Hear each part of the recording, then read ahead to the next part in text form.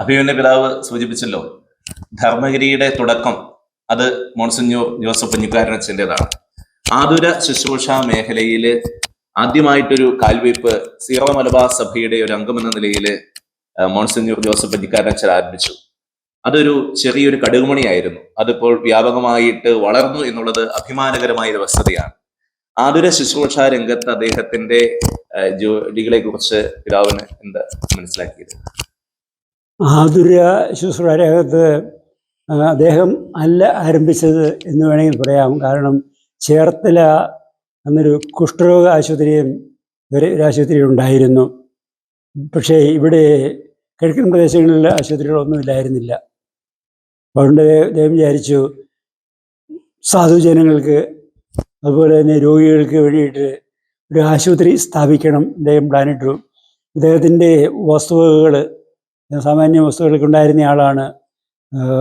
ചേർത്തല ഭാഗത്ത് എല്ലാം വിറ്റ് കൊണ്ടുവന്ന് അദ്ദേഹം കോതമംഗലത്തെ ധർമ്മഗിരി എന്ന് വിളിക്കപ്പെടുന്ന ആ പറമ്പ് വാങ്ങിച്ചു. 40 ഏക്കറോളം സ്ഥലമാണുള്ളത്. അത് വാങ്ങിച്ച് അവിടെ കശുമാവൊക്കെ ആയിരുന്നു ഉണ്ടായിരുന്ന പറമ്പിൽ. തെങ്ങുണ്ടായിരുന്നു. അപ്പോൾ കശുമാവ് തോട്ടത്തിൽ അദ്ദേഹം ആശുപത്രി ആരംഭിക്കുന്നത്. ബിൽഡിംഗ് ഉണ്ടാക്കി എന്നാണ് എൻ്റെ വിശ്വാസം. എനിക്ക് കൃത്യം ഓർമ്മയില്ല ബിൽഡിങ് ഉണ്ടായിരുന്നോ ഉണ്ടാക്കിയതാണോ. എൻ്റെ വിശ്വാസം ബിൽഡിംഗ് ഉണ്ടാക്കിയെന്നാണ്. ബിൽഡിംഗ് ഉണ്ടാക്കി ആശുപത്രിയായിട്ട് തുടങ്ങിയത്. ആശുപത്രിയിൽ ഡോക്ടറെ വെച്ചു. പക്ഷേ രോഗികൾ വന്നു.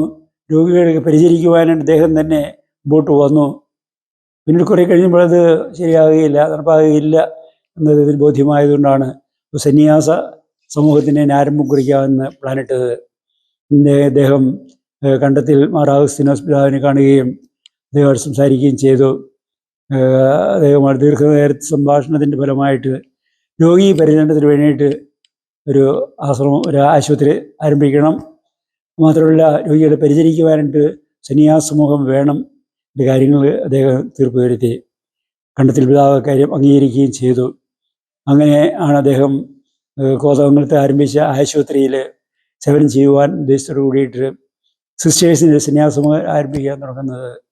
ഇതിലോട്ട് ആദ്യം ഉണ്ടായിരുന്നത് 7 സഹോദരിമാർ ആയിരുന്നെന്നാണ് എനിക്ക് തോന്നുന്നത്. പിന്നീട് കുറച്ച് പേര് കൂടി 3 പേര് കൂടി 10 പേരായി. പക്ഷേ ഈ 7 പേരെ അദ്ദേഹം സന്യാസ ജീവിതത്തിൽ പരിശീലിപ്പിക്കുവാനായിട്ട് നോക്കി. മറ്റാരുടെയോ സഹായം കൂടി അദ്ദേഹം ആവശ്യപ്പെട്ടിരുന്നു. അങ്ങനെ സന്യാസ ജീവിതത്തെക്കുറിച്ച് അവർക്ക് അറിവ്, അവർക്ക് പരിശീലനം കൊടുത്തുകൊണ്ടിരുന്നു അദ്ദേഹം. അങ്ങനെ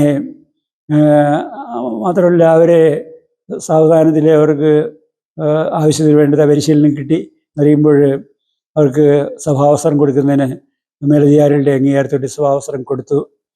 അങ്ങനെ അന്ന് സുപ്പീരിയർ എന്നല്ല വിളിച്ചിരുന്നത്, സെർവൻറ്റ് എന്നിട്ടായിരുന്നു മദറിനെ വിളിച്ചിരുന്നത്. കൂടുതൽ അല്പം കൂടി കണ്ടുണ്ട് സെർവൻറ്റ്, ഒരിക്കലും സുപ്പീരിയർ അല്ലെങ്കിൽ മദർ ജനറൽ എന്നൊന്നും വിളിച്ചിരുന്നില്ല.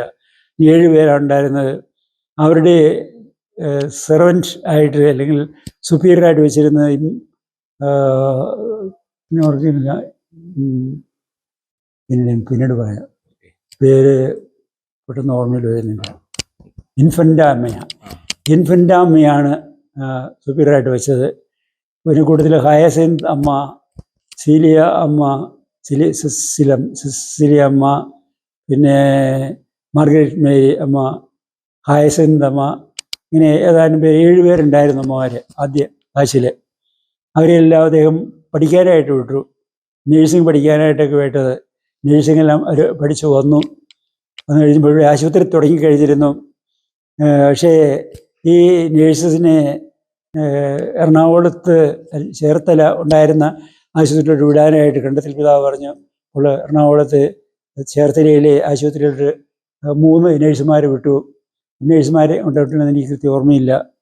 ഇവിടെ എങ്ങനെയപ്പോൾ അദ്ദേഹത്തിൻ്റെ ഒരു ആഗ്രഹം നേഴ്സുമാരെ കൊണ്ടുവന്ന് ഇവിടെ സേവനം ചെയ്യണം എന്നുള്ളതായിരുന്നു. അത് നേഴ്സിംഗ് സിസ്റ്റേഴ്സ് അവർ വീടുകളിൽ പോകണം എന്നും ചിന്തയുണ്ടായിരുന്നു. രോഗികളെ പരിചരിക്കണം. മാത്രമല്ല വയറ്റാട്ടി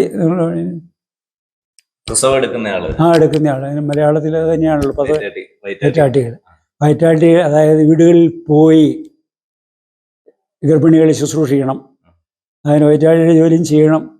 അങ്ങനെ വീടുകളിൽ പോയി സേവനം ചെയ്യണമെന്നും അദ്ദേഹം ആഗ്രഹിച്ചിരുന്നു. ഇതെല്ലാം സമഗ്രമായ ഒരു പ്ലാനാണ്. ആ രീതിയിലാണ് അദ്ദേഹം സന്യാസഭയെ രൂപം കൊടുക്കുന്നത്. അവരെല്ലാം അവിടെ വരുന്നവർ ശുശ്രൂഷിക്കണം, രോഗികൾ പോയി ശുശ്രൂഷിക്കണം. ഇനി ആരെങ്കിലും എപ്പോഴെങ്കിലും വിളിക്കുകയാണെങ്കിൽ ഈ ശുശ്രൂഷ ചെയ്യാനായിട്ട് വിളിക്കുകയാണെങ്കിൽ അതിന് പോകണം. പ്ലാനിൽ അദ്ദേഹം സന്യാസവും തുടങ്ങുന്നത്. അങ്ങനെ സാവധാനത്തിൽ സന്യാസം വളർന്ന് വരികയുണ്ടായത്. പക്ഷേ എങ്കിലും ആദ്യം നേഴ്സിംഗ് പഠിച്ചവരെ എറണാകുളത്ത് വിടേണ്ടി വന്നതുകൊണ്ട് അദ്ദേഹത്തിന് അല്പം ബുദ്ധിമുട്ടുണ്ടായി.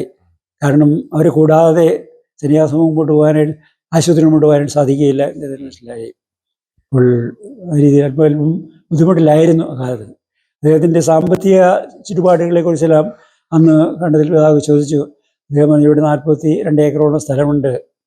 ഒരു 1.5 ഏക്കർ സ്ഥലം പാട്ടത്തിനെടുത്തിട്ടുണ്ട്, അല്ലെങ്കിൽ